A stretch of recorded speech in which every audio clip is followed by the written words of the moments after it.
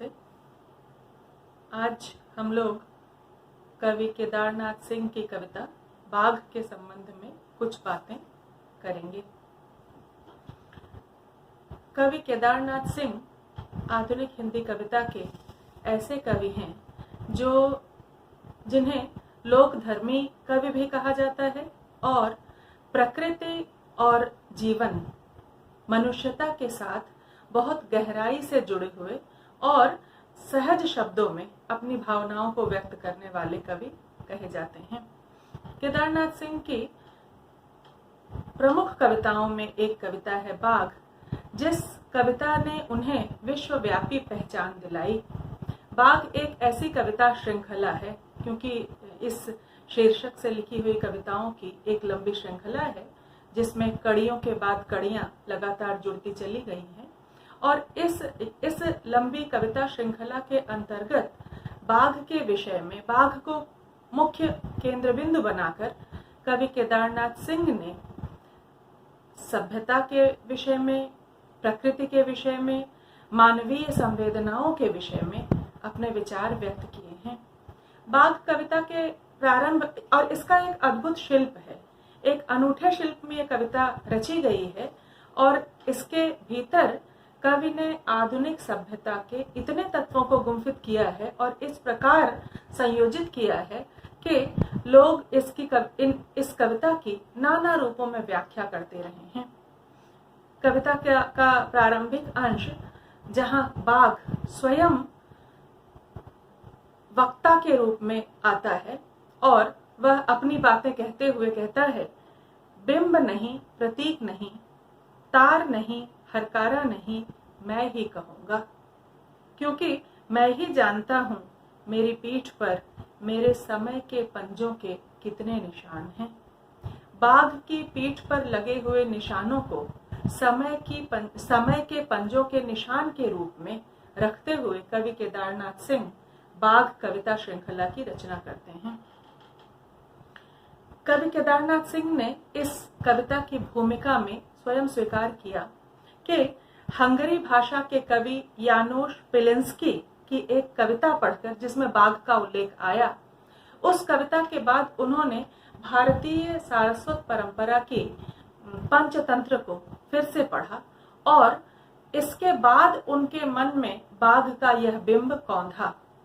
बाघ का जो बिंब उनकी इस कविता श्रृंखला में आया है, वह बिंब इस दृष्टि से देखें तो मानवीय सभ्यता की पुरातन परंपरा से जुड़कर प्रारंभ होता है और क्रमशः आधुनिक विकास, वैज्ञानिक विकास के साथ तक जुड़ता चला आता है। बाघ कविता में कवि केदारनाथ सिंह ने अपनी कलात्मक संभावनाओं और युगीन दृष्टि दोनों को संयोजित कर इस कविता की रचना की। कलात्मक संभावनाओं और युगीन दृष्टि, क्योंकि बाघ, यहाँ कवि कहते हैं कि बाघ मेरे दृष्टि में एक बिंब के रूप में आता है, परंतु पूरी कविता में बाघ का बिंब अलग अलग प्रतीकों के रूप में आता गया है। वो अलग अलग प्रतीक कौन से हैं? सबसे पहले अगर हम देखें तो कवि बाघ को समय के पंजों के निशान लिए हुए आने वाला एक प्रतीक बताते हैं। समय के पंजों का निशान का अर्थ है कि इतिहास का वह दृष्टिकोण जिनके माध्यम से लगातार मनुष्यता विकसित हुई है। इतिहास से मनुष्य ने अपने विकास के क्रम में, इतिहास तो बीता हुआ काल है, परंतु अपने विकास के क्रम में मनुष्य ने उस इतिहास से बहुत अधिक कुछ सीखा नहीं, बल्कि उसके स्थान पर वह इतिहास को विगत मानकर त्यागता चला गया। बाघ वहां से निकलकर आता है और आधुनिक जीवन विकास के बीच अपने स्थान की तलाश करता है। बाघ कविता कवि केदारनाथ सिंह के दृष्टि में सहज मानव की संवेदनाओं, उसके सपनों और उसके आदर्शों का बिंब है। इस कविता में एक अंश आता है जहां बच्चे का खिलौने वाला बाग है और वो खिलौने वाला बाग खेलते खेलते टूट गया है। एक बच्चे का बिंब है। बच्चा कहता है एक छोटा सा सुंदर बाग जो तारों से लड़ चुका था चांद और सूरज से और समुद्री डाकुओं से। बच्चे की कल्पना में बाघ का अर्थ उसे एक शक्तिशाली माध्यम, वह शक्तिशाली माध्यम जो उस बच्चे को विश्व की समस्त आपदाओं से बचाने में समर्थ है। और ये विश्वास, क्योंकि अंततः मनुष्य के भीतर की आस्था, मनुष्य के भीतर की जिजीविषा और मनुष्य के भीतर की बच्चों सी मासूम आकांक्षा, बच्चों सा मासूम स्वप्न, ये सब इनके बचाने के लिए मनुष्य की सभ्यता ने क्या प्रयत्न किया है।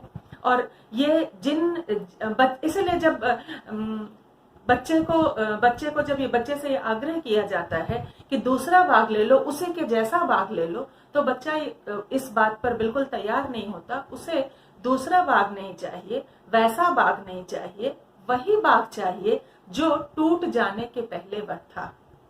इस दृष्टि से देखें तो कवि केदारनाथ सिंह के भीतर कहीं ना कहीं वो एक बच्चा है जो मानवीय सभ्यता और मानवीय समाज के बीच निरंतर टूटते जा रहे मूल्यों को बचाना चाहता है।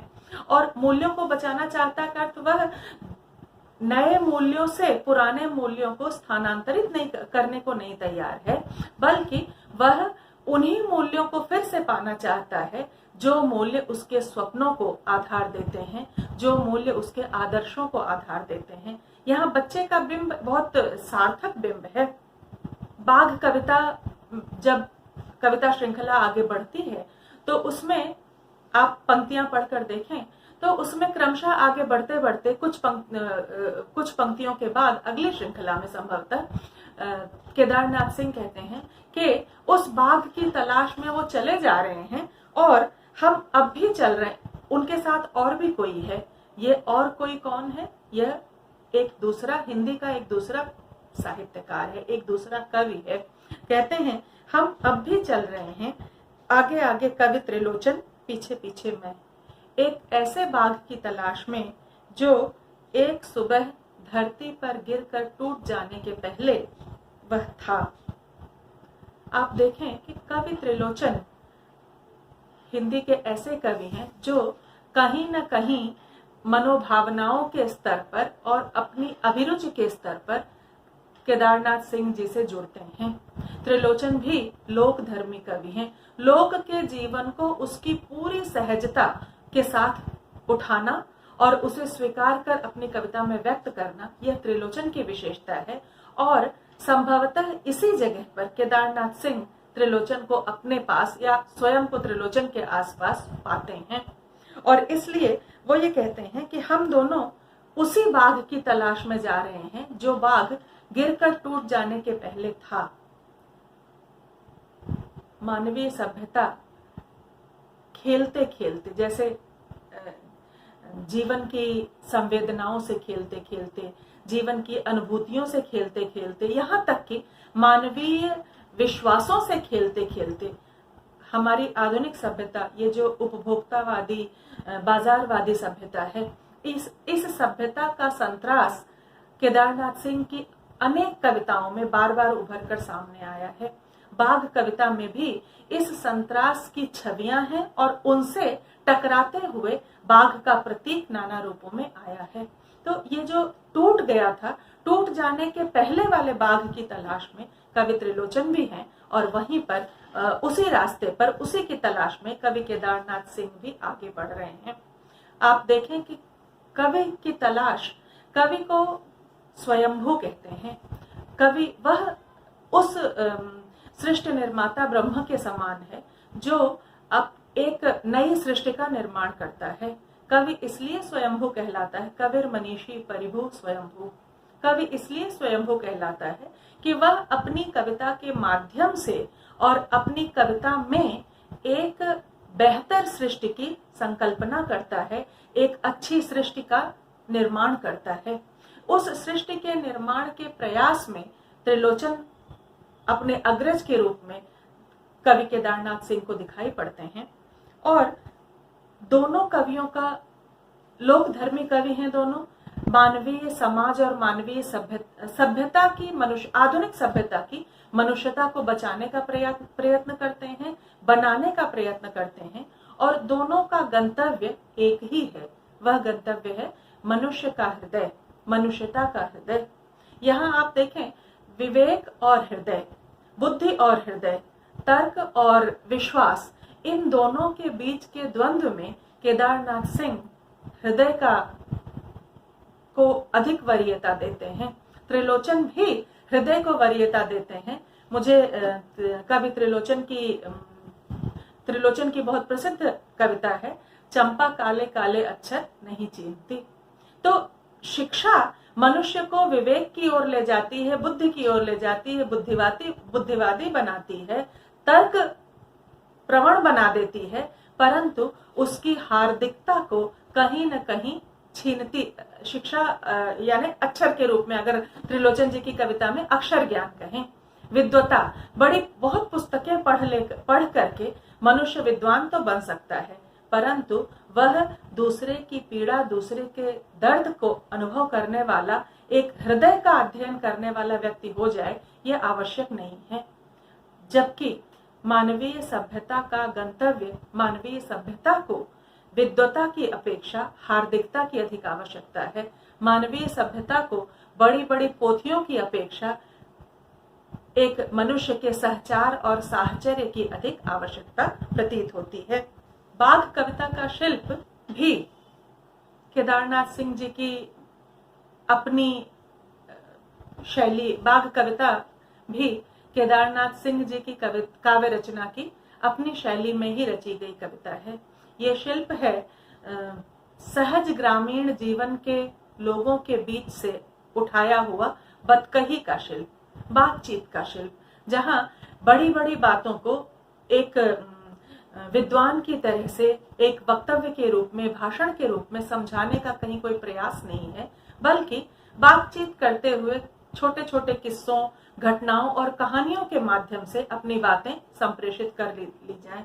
बाघ कविता में इसीलिए अलग अलग श्रृंखलाओं में बाघ अलग अलग घटनाओं में चला आता है, अलग अलग बातें सुनाता हुआ आता है। बाघ के साथ घट रही कुछ घटनाएं उस अलग श्रृंखला में चली आती हैं। बतकही का शिल्प गवई संवेदना का शिल्प है, लोक जीवन की संवेदनाओं का शिल्प है। यह शहर के अभिजात नगरीय बोध से भिन्न, शहर के चमक दमक वाली, समृद्धि का प्रदर्शन करने वाली शैली से अलग शैली का है। यहाँ व्यक्ति अपनी आत्मिकता में एक चरित्र बन करके आता है और इस बाघ श्रृंखला की कहानी के अलग अलग अंशों में बाघ का अपना एक चरित्र निर्मित हुआ है। यह बाघ 20वीं 21वीं शताब्दी में बाजारवाद सभ्यता पर हो रहे बाजारवाद के आक्रमण से संघर्ष करते हुए और बाजारवाद और पूंजीवाद के गठजोड़ से उत्पन्न परिस्थितियों के बीच अपनी जगह तलाशते हुए दिखाई पड़ता है। हम और आप इस बात के प्रमाण हैं कि 20वीं शताब्दी के आखिरी वर्षों से आज तक मानवीय सभ्यता में उपभोक्तावाद का, बाजारवाद का प्रभाव इतना अधिक बढ़ा है कि मनुष्य ने मनुष्य को हार्दिकता के स्तर पर, हृदय के स्तर पर ग्रहण करना क्रमशः कम कर दिया है। आज हर वस्तु का मूल्य उसके क्रय कर लेने वाले, उसकी सुविधा उपलब्ध करवाने वाले साधन के अनुसार ही है। कोई वस्तु तब बहुमूल्य आज मानी जाती है जब वह बहुत मुद्राओं में, बहुत रुपयों में, अपने प्रतिदान में बहुत अधिक मुद्राओं और रुपयों की उपलब्धि करवा सके। ऐसे समय में बाघ की क्या आवश्यकता है हमारे समाज में? बाघ हमें कहाँ तक ले जाता है और वह क्या तलाशने के लिए आया? इस कविता में बाघ शहर में आता है, शहर में आता है, घुसता है, शहर भर घूमकर और उसके बाद बिना किसी को दिखाई दिए वापस लौट जाता है। यह बाघ मूलतः बाजारवाद और पूंजीवाद के गठजोड़ से उत्पन्न सभ्यता के भीतर की क्रूरता, सभ्यता के भीतर का निरंतर फैलता हुआ क्रूर मनोभाव है, जो कैसे धीरे धीरे हमारे समाज के मन में बैठता चला गया। आया, उसने अपने पैर पसारे, पूरे शहर भर घूमा और उसके बाद निकल करके गया। हमें पता भी नहीं चला कब उसने हमारे मन को, हमारी बुद्धि को अपने क्रूर पंजों में दबोच लिया। कवि कहते हैं बाघ कविता में, किसी ने उसे देखा नहीं, अंधेरे में सुनी नहीं किसी ने उसके चलने की आवाज, गिरी नहीं थी किसी भी सड़क पर खून की एक छोटी सी बूंद। कहीं कोई रक्तपात नहीं हुआ, लेकिन धीरे धीरे पूरी सभ्यता से मनुष्यता का खात्मा होता चला गया। सभ्यता बाघ के खूनी पंजों में दम तोड़ती हुई उसके मनुष्यता की हार्दिकता को, मनुष्यता की संवेदनाओं को इस बाजारवादी बाघ के पंजों ने धीरे धीरे खींच लिया। लेकिन कहीं किसी की नजर के सामने कहीं कोई युद्ध नहीं हुआ, कोई रक्तपात नहीं हुआ। यह बाजारवाद बाघ के नाना रूपों में, बाघ के नाना रंगों में हमारे जीवन में अलग अलग नामों से, अलग अलग परिचयों से सामने आता है। कभी वह सांप्रदायिकता का चोला पहनकर सामने आता है, कभी बुद्ध की करुणा का भी प्रसंग आया है इस कविता में। कहीं वह करुणा का आवरण ओढ़ करके आता है, परंतु भीतर वह वस्तुतः बाजारवाद का ही पंजा है, जिसने करुणा का आवरण अपने ऊपर डाला है। कभी वह मानवाधिकार के रूप में चला आता है, जहां क्रूर से क्रूर मनुष्य बड़े समुदाय पर आक्रमण करने के बाद, बड़े समुदाय के हितों का पूरी तरह से शोषण कर लेने के बाद भी अपने बारे में, अपने प्रति करुणा की मांग करते हैं, अपने मानवाधिकार की दुहाई देने लगते हैं। इन सभी रूपों को बाघ कविता के श्रृंखला में आप तलाश सकते हैं।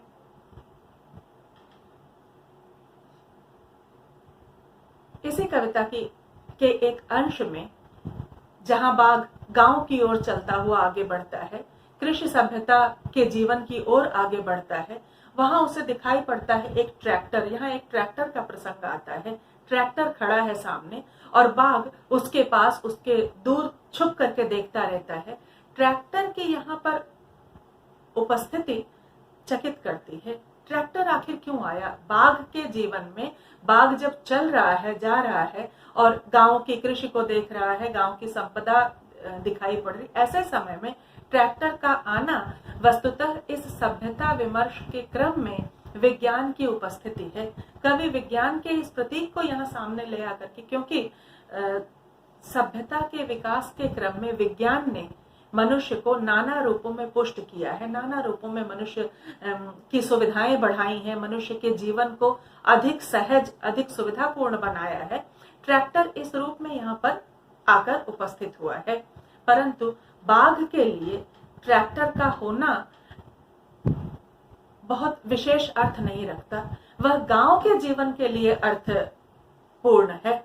गांव के जीवन में उससे समृद्धि बढ़ती है, गांव के जीवन में उससे सुविधाएं बढ़ती हैं, परंतु बाघ के लिए वो ट्रैक्टर, वह सिर्फ चुपचाप खड़े होकर प्रतीक्षा करता है। वह ये देखता है कि विज्ञान के विकास के बावजूद यदि बाजारवाद और सभ्यता का यह पूंजीवादी स्वरूप आगे बढ़ता रहा, तो कहीं न कहीं यहाँ एक प्रसंग आता है ट्रैक्टर के साथ कि बाघ खड़े होकर देखता है कि प्रतीक्षा करता है कि बुढ़िया आएगी और वहां पे गिरे हुए दानों को उठा करके ले जा करके बिन करके भात पका लेगी, या इत्यादि इस प्रकार का एक उल्लेख आता है।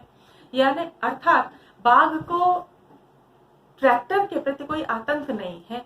बाजारवाद को, पूंजीवाद को, स्वार्थ को विज्ञान से भय नहीं है, क्योंकि उसे मालूम है कि आवश्यकता पड़ने पर वह विज्ञान को भी अपने तरीके से विज्ञान का प्रयोग भी अपने लाभ के लिए, अपने स्वार्थ पूर्ति के लिए कर सकेगा।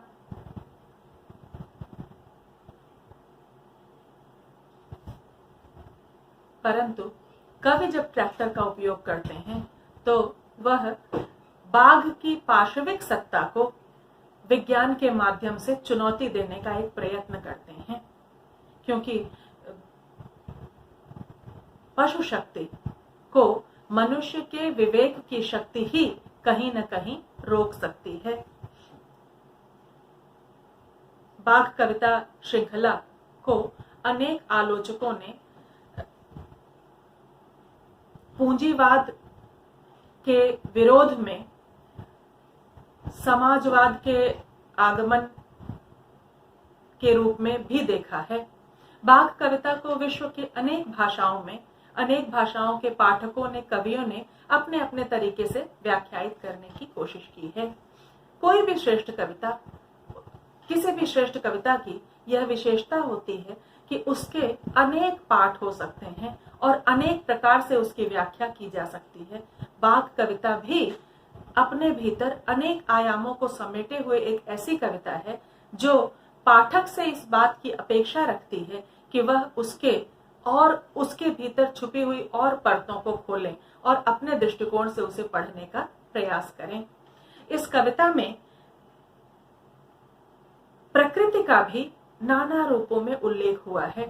बाघ के पूरे आवागमन के मध्य वो निकलता है, वो इंतजार करता है, वो सुस्ताता है, कहीं वह बाघ की पाशविक शक्ति का प्रतीक होकर के आता है, लेकिन बाघ अंततः इस पूरे पर्यावरण के भीतर एक प्राकृतिक, जिसे हम कहते हैं इकोलॉजिकल सिस्टम के भीतर का एक अंश भी है। और इस दृष्टि से बाघ का बचे रहना, बाघ का संरक्षित होना पूरी प्रकृति के पर्यावरण को संरक्षित करने का भी प्रतीक है। इसलिए कविता के अंत की ओर बढ़ते हुए कवि केदारनाथ सिंह ये दिखाते हैं कि चाहे वह कोई भी पाशविक शक्ति हो, चाहे वह कोई सत्ता की शक्ति हो, चाहे वह पूंजी की शक्ति हो या अन्य किसी भी प्रकार की शक्ति हो, शक्ति असंतुलित अगर होती है तो वह मनुष्यता और सभ्यता इन दोनों पर प्रहार करती है। इस प्रहार के क्रम में वह जिनका उपयोग करती है, जिनसे लाभ लेती है, बाद में परंतु वह उन पर भी आक्रमण करती है और उन्हें भी समाप्त करती है। कविता में आगे बढ़ते हुए आप देखेंगे एक अंश में जाकर के यह अंश आता है, एक हिस्से में यह अंश आता है जहां कवि ये कहते हैं कि बाघ देखता है, धीरे धीरे बाघ को इस बात का अनुभव होता है कि अरे वो धीरे धीरे सारे बाघ समाप्त हो गए हैं और अब जीवन में कहीं बाघ नहीं है, पृथ्वी पर कहीं बाघ नहीं है, समाज में कहीं बाघ नहीं है और बाघ सिर्फ बच्चों की किताबों में बचा रह गया है। बाघ का सिर्फ किताबों में बचे रह जाना प्रकृति और पर्यावरण और पूरे इस इकोसिस्टम के लिए बहुत एक भयानक त्रासदी है, क्योंकि प्रकृति सभी को मिलाकर के पूर्ण होती है। वहां वनस्पतियां भी उतनी ही आवश्यक हैं जितने पशु आवश्यक हैं, जितना मनुष्य आवश्यक है। तो सबको मिलाकर जब प्रकृति की एक संरचना पूर्ण होती है तो उसमें से किसी का भी नष्ट हो जाना और जो अनुपयोगी हो जा रहा है, जिसका उपयोग मनुष्य को अपने सम्मुख दिखाई नहीं पड़ रहा है, उसे नष्ट कर दिया जाना मनुष्य की लगातार अपने प्रभाव को बढ़ाने की कोशिशों का एक हिस्सा भर है। परंतु कवि केदारनाथ सिंह यहाँ बाघ के साथ खड़े होते हैं, क्योंकि बाघ यहाँ प्रकृति का प्रतीक बन करके भी आता है और इसलिए बाघ के संरक्षण के बारे में भी कविता में पंक्तियां आती हैं कि बाघ का संरक्षण भी आवश्यक है, बाघ को समाप्त नहीं होने दिया जा सकता। इस दृष्टि से अगर हम देखें तो बाघ कविता में प्रकृति के संरक्षण की ओर भी, क्योंकि बाजारवाद मनुष्य को उस लोभी और लोलुप दैत्य के समान बनाता है जहां मनुष्य सृष्टि की प्रत्येक वस्तु पर अपना अधिकार चाहता है। सृष्टि का प्रत्येक सुख देने वाला साधन वह अपने सुख के लिए उसका उपभोग करना चाहता है और तब उपभोक्तावादी सभ्यता की रचना करता है। कवि केदारनाथ सिंह देख रहे थे निरंतर कि यह उपभोक्तावादी सभ्यता सृष्टि के सभी प्राणियों को समाप्त कर रही है, उनकी स्वाभाविकता को समाप्त कर रही है। इनसे बचाने के लिए, इनके विरोध में कवि अपनी इन पंक्तियों को उपस्थित करते हैं जो एक साथ प्रकृति के संरक्षण की बात करते हैं, साथ साथ मनुष्य की इस उपभोक्तावादी लोलुप और रक्त पिपासु मानसिकता के विरुद्ध अपना वक्तव्य रखती हैं। कविता श्रृंखला के अंत तक आते आते यह कविता जिजीविषा और उम्मीद की कविता बन करके सामने खड़ी होती है, क्योंकि कोई भी कवि यदि वह प्रकृति के संदर्भ में प्रकृति के संरक्षण की बात करना चाहता है या सभ्यता के संरक्षण की बात करना चाहता है तो उसे अपने वक्तव्य को स्पष्ट रूप में रखना पड़ता, उसके लिए आवश्यक होगा, अपने वक्तव्य को स्पष्ट रूप में रखना आवश्यक होगा। और केदारनाथ सिंह बाघ को बचाने की बात करते हुए और बाघ को बचाने के क्रम में मनुष्य की सभ्यता को बचाने की बात करते हुए, मनुष्य के हृदय के तंतुओं को बचाने की बात करते हुए, मनुष्य की उदार मानवीय अनुभूतियों को बचाने की बात करते हैं। वह बच्चे के सपनों और आशाओं को बचाना जितना आवश्यक समझते हैं, उतना ही इस बच्चे के जीवन में, इस बच्चे के जीवन के आसपास चलने फिरने वाले बाघ को बचाने की भी बात करते हैं। बाघ की जिजीविषा मनुष्य की जिजीविषा में रूपांतरित हो जाती है, क्योंकि सभ्यता का आक्रमण न कहकर हम इसे उपभोक्तावादी मानसिकता का आक्रमण कहें, सभ्यता के पतन की ओर बढ़ते हुए जाने की मानसिकता का आक्रमण कहें, इस दिशा में बढ़ती हुई उपभोक्तावादी सभ्यता और समाज में बढ़ रही अपसंस्कृति के विरुद्ध बाघ कविता की संरचना हुई है। और यह कविता कुछ अंशों में प्राकृतिक भावनाओं का प्रतीक है, कुछ अंशों में मनुष्यता का बिंब लेकर के आती है, कुछ अंशों में यह उपभोक्तावाद के विरुद्ध लड़ती है, अनेक अंशों में यह लोक धर्मी मानवीय जिजीविषा को लेकर सामने खड़ी होती है। कविता के अंत तक आते आते कविता में उम्मीद का स्वर, आशावादिता का प्रभाव कविता के पाठक के पास बचा रह जाता है, जहां वह एक लंबी सभ्यता यात्रा से होते हुए मानवीय समाज को विस्तार में देखते हुए, लेकिन अंत तक पहुंचते पहुंचते आशावादिता के साथ इस कविता का पाठ समाप्त करता है।